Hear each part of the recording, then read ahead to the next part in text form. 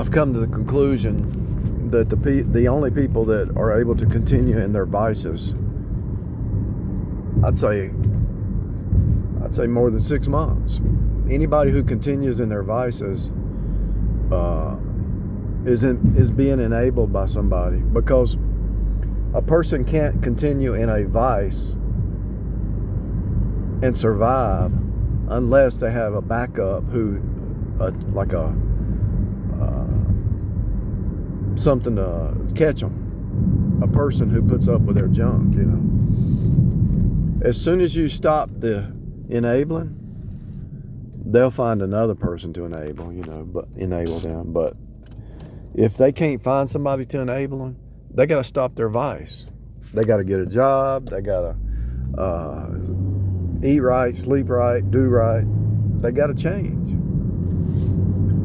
As long as a person is being enabled, they will stay in their vice. I've concluded this after many, many years of observation and meditation. Most of the people who are alcoholics, they have somebody that enables them. Otherwise, they'd be on the street. Somebody's enabling them. You can't be in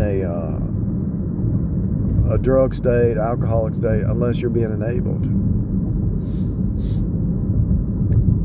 It's just not possible. It's impossible, because the universe won't let it happen. And those who enable the person, and you've seen these enablers, they're always complaining, well, I can't believe they did this and they did this, and quit enabling. They'll go somewhere else. And they're so good at talking a good talk, outward show. They're so good at talking a good talk. They usually have people at church enabling. They usually have people in their family, their in-laws, their outlaws. They got enablers all around them. And once you see through the game and you wake up and you say, you're gone, then they have to make you look bad,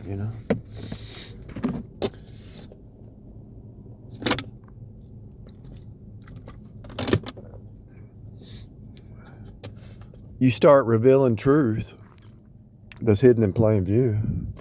The people caught up in a box they don't have their own belief system. They can't think outside the box. So they're being enabled by their people in their little box. And so when you show them outside the box, they attack you because they're enabled for their belief. But when they attack you, if they had a conversation, you could actually talk back and forth and prove to them the truth, but they don't want the truth. They just want to be supporting their little box. When you enable the lies, the vices, the delusions, the selfishness, the pride, the stupidity, when you enable somebody's stupidity, they stay stupid. They stay stupid when you enable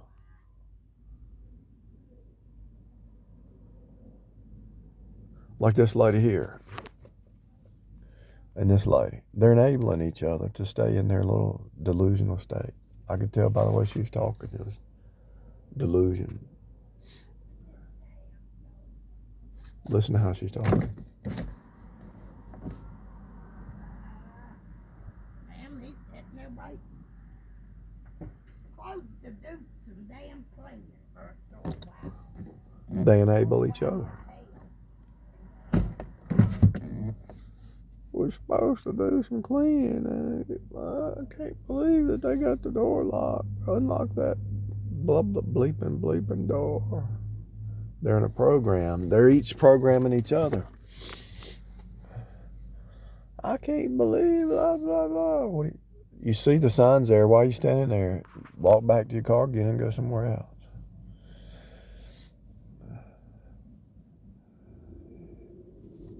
Complaining ain't going to change it.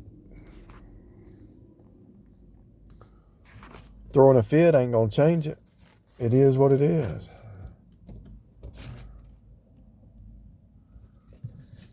You know?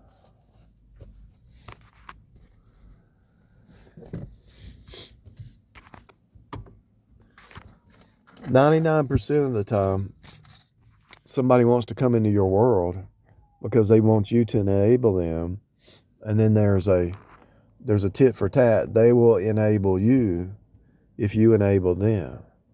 But you don't really want that in a marriage or whatever. You don't want people to enable you.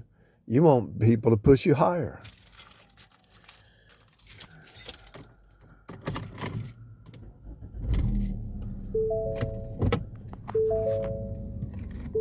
Why would you want to enable somebody to be sick? Unless look, the only reason somebody would enable somebody else that they would get sick, because they're still feeding off of that person something. Seriously. They're vampires. They're psychic vampires. They're financial vampires. They're emotional vampires. They're just total vampires. This guy, what made me think about it, I just picked up somebody, and the guy was getting stuff out of his car. "I'll be there in a second, blah, blah." Which I knew was, because if they're not ready and they do the Uber, I already know the person. I already know before I pick them up the way they respond. And when you pull up, if they're doing something else, they don't care about nobody but themselves.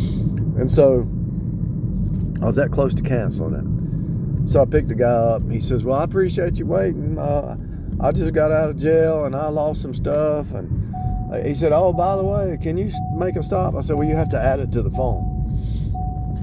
You have to add it because I might get a call." And anyway, he started talking, trying to talk like he was your friend or whatever. So I pull over to the store. It was right there. And I look, he goes in. I look, and there's a liquor bottle in the back. I said, "What is that?" In my mind, I set it out on the. I said, the ride is ended now. He came out of the store. I said, you had liquor in that bag. The ride is ended now. I don't do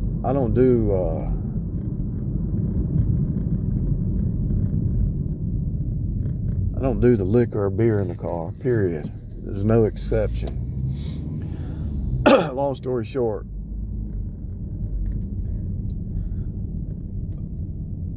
the precog, by his behavior, selfish when he got in, selfish during the ride, selfish the whole way, selfish in the word. "Well, I just got out of jail," coming up with an excuse not to know how to use the app. Well, you got 1,000 hours sitting there in jail to think about it. They got all these excuses, which is a form of wanting to be enabled, right? They want to be enabled. Do you understand what I'm telling you?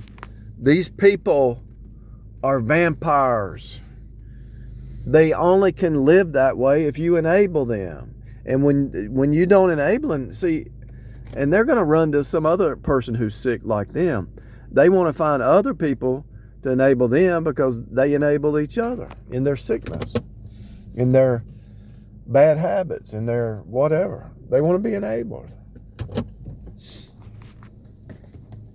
It's real. Once you start to set boundaries, those who don't like boundaries are because they are the ones who want to cross your boundary because they want you to cross their boundaries so that you become a slave to them and they're a slave to you. And they enable each other to do wrong, and they're both spiraling downward. It's the flesh mind. And 99% of the people live this way. Very few don't live this way. I can see it all around me. I can see it there, I can see it there, I can see it there, I can see it all around me. And when they try to encroach, I already know they're vampires. Why would I let them in any kind of space in my reality? They're not getting in. Period. There's a difference between helping somebody and enabling somebody.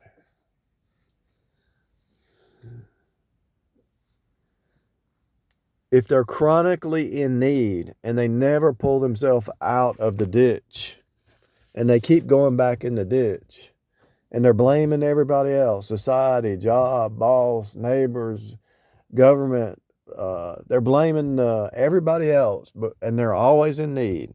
There's going to be a time when everybody's in need. But if they're always in need,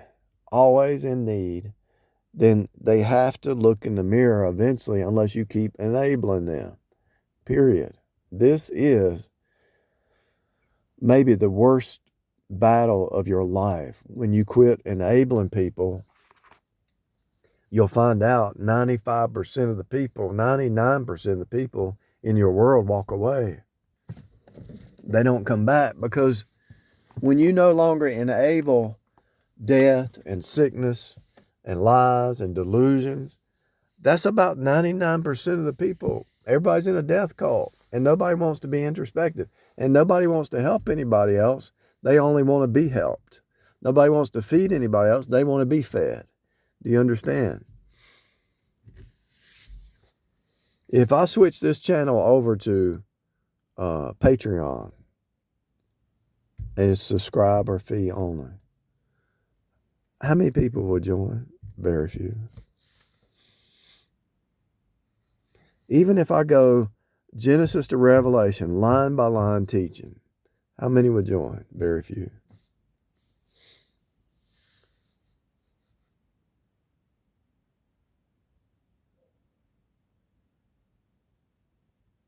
It's take, never give. And the sad part is, the universe is reciprocal. You give, it shall be given. But if all you're doing is taking, it's going to just take more from you. The more you take, the more universe takes. The more you give, the more it gives back. It's reciprocal.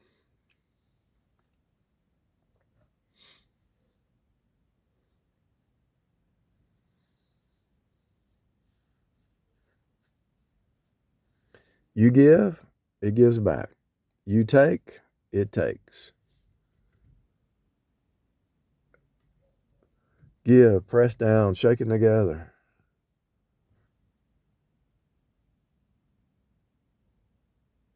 These people are sick.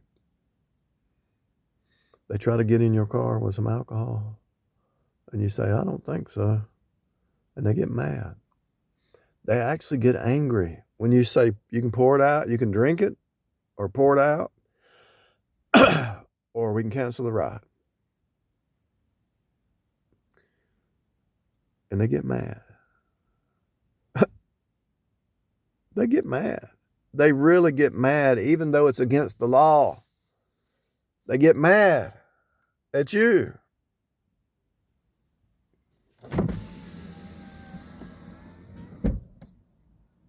These people are sick. They're actually sick. They're mentally, spiritually sick. Every single one of them. The narcissist, the sociopath, the psychopath, the selfish person, the flesh creature, the base creature, the brute beast creature, they're all sick. And if you enable a sick person to stay sick and get more sick, what are you?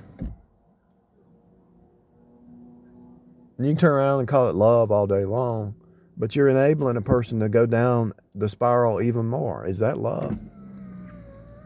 But when you hold somebody accountable, that's real love. But when you let the person who is always vampiring and destroying themselves, that's if you are always enabling that, that's not real love. That's not agape love. That's not even close to love. That's hate, because you hate that person because that person is destroying themselves and you keep enabling it. You hate them. They hate themselves. And eventually, your mind will justify it so much that you'll be confused. And you'll end up just like them, thinking that that's normal when it's abnormal. When you start to believe that the abnormal person is normal, you become abnormal. Do you understand? It's a copy machine. The more you commune with abnormal, the more you become abnormal. The more you gaze upon the abnormal, the more you become abnormal. Do you understand what I'm trying to tell you? It's so simple, a child could get it.